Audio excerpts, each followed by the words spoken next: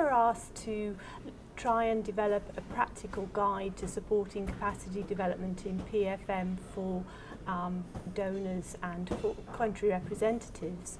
And in particular, at the outset, we were asked to actually ask the donor countries their expectations from receiving capacity development support, and also to give us some examples of the good, the bad and the ugly out there as to what had happened in the past.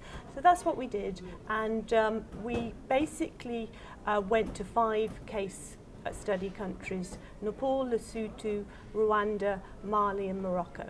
Some of the key lessons that we found was that unfortunately it was still the traditional technical fixes that were coming out. There was very little innovation.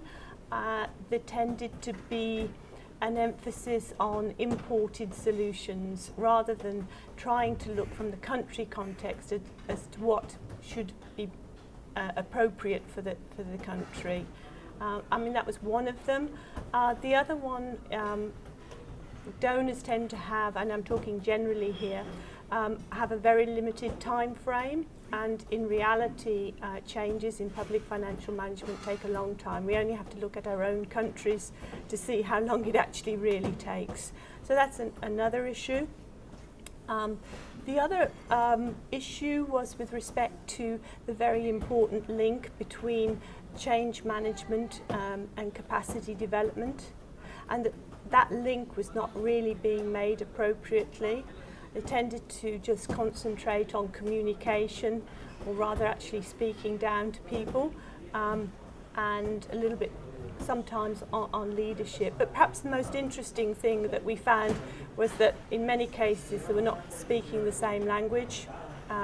So a lot of the terms that we consider quite easy, say capacity development, donors and partner countries were not necessarily appreciating or understanding the terms, and that applied across the board. That applied to public financial management, accountability, capacity development. They were hearing one thing, saying another, saying one thing, hearing another. Change happens on many levels in society. On a societal level, it can be, improving public accountability in non-democratic states. On an institutional basis, maybe improving the independence of external audit organizations. And obviously then there's organizational culture, when organizations change, like the EC has recently undergone some changes through their structures. And then finally, obviously, there's a change within individual human behavior. When you want to introduce change in an organization, you take some rational steps, develop strategies to do that.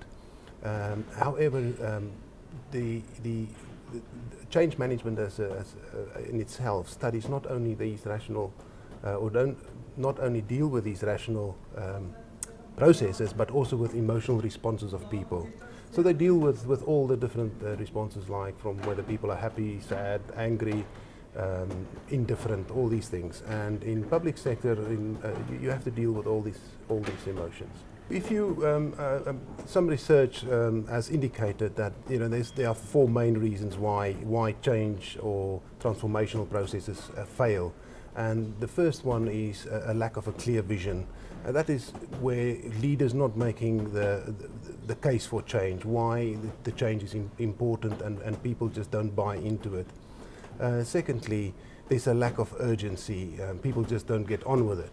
And the same with action. There's a lack of action. So people are busy with other things and they just don't take steps to do that. And then in the last place, that capacity is an issue, whether people have the capacity to do the new change or what's required of them, but even the lack of capacity to do the change, to develop the change process.